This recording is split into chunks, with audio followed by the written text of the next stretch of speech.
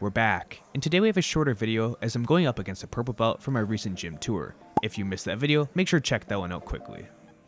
My opponent starts off with a quick leg drag and he tries to pass my guard, but instead he winds up in my half guard. I'm using the knee shield so I can push him away and create some distance between the two of us, but then he looks to pin my arm with his own shin. This technique is great because it's easy to grab their head and pull them in, and they'll have one less hand to hand fight with. But I'm wise to this offense because I use it so much that instead I free my hand, work my way up, and I start getting to a seated guard. I want to make sure that I can try and work my inside frames and look for my own arm drag or a different type of attack.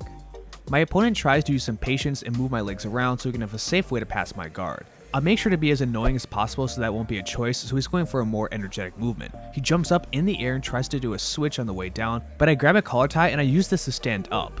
Then once I lock everything up, I jump into a guillotine, and since he's seated in this weird way, he has no way to fight this other than just to tap. By keeping my leg connected, this stopped him from passing my guard, and I used my underhook to transition towards his head. It was really important that I stood up faster than him so I could get above his neck. He reached for my leg, so the arm and guillotine was the correct choice here, and when I jumped, I made sure to shoot past his knees. Now I could sit on his legs and he wouldn't be able to establish his own guard or even fall back to mount to defend. Anytime you can jump and sit on their legs, it almost guarantees the submission. They have so few limited options they can use to defend other than hand fighting that they're your mercy.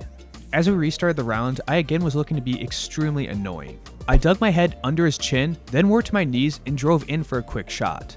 Technically that's a sweep because he started on top, so that's a good strategy you can use if you're looking for points. I've noticed this bad trend I have where I always want the underhook, and it's working against me because he's starting to look towards the omoplata, but luckily I have enough defense in this area that I can step past his legs and he doesn't have enough time to readjust and escape this position, so I'm going to use it to pass his guard and work into side control.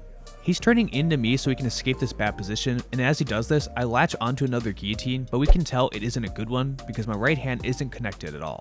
I have to let go of the choke so I can stay on top, and he tries to hit a quick peek out. Then as I go to take his back, he rolls forward so he can escape this position as well, trying to catch my leg on the way out, but this still lets me wind up in top half guard. Now here's a spoiler for everybody watching the channel. I'm going to try and do some more submissions that aren't just guillotines, and this is the one I'm talking about.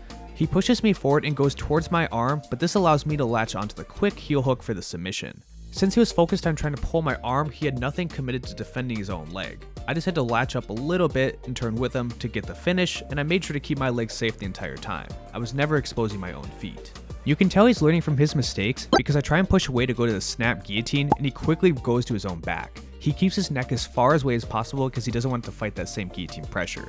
And if you don't want to face the guillotine or a heel hook, make sure to press like in the video, otherwise I'm going to find you in your next roll. And don't forget that if you want to submit content to the Basalts Breakdown, follow me on Instagram and send me a message. I'm always happy to talk with fans there, and anything they have questions with, I try and help out. I'm mostly a counter grappler, so you won't see me trying to pass too hard, but as he tries to invert and spins around, I look towards his leg. I clamp up quickly looking for an ankle lock, and I may transition to the heel hook, but he does a nice job defending it as he turns. I want to go belly down with this submission, but he's able to bring his heel towards his knee, so I have to give up so I don't lose position. I use the overhook so he doesn't try and take my back, but you also have to see that our legs are still in an entanglement, so it's going to be harder for him to move than you think.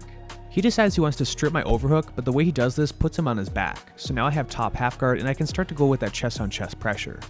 He was doing a nice job with his left arm, trying to keep a frame against my neck. Since I already have my left arm around his neck, if I can also bring my head to his head, it'd be really hard for him to escape this position. He starts to rotate his hips towards his left, and that's exactly what I want him to do. I bring in my left knee to cut across until I can pin it down to the ground, then I pass into side control, but I get really sloppy here as I go to transition to his back, and I put my leg right in the hole for him to grab onto it. It definitely wasn't my best look, but you have to remember I've already rolled at least 20 rounds on this day. Now since I'm able to stand, I'm trying to kick my leg free, but he brings me back down to the mat, so now I have to roll with it to start defending. He was able to recapture my knee line, so now I have to turn backwards and start attacking his hands. It's dangerous when he can start to go belly down if I don't control both his hands because he's really close to getting this submission. But luckily for me, I don't need to do too much defense as it comes to the end of the round. Hope everyone liked the shorter roll, and I appreciate all my current viewers and patrons.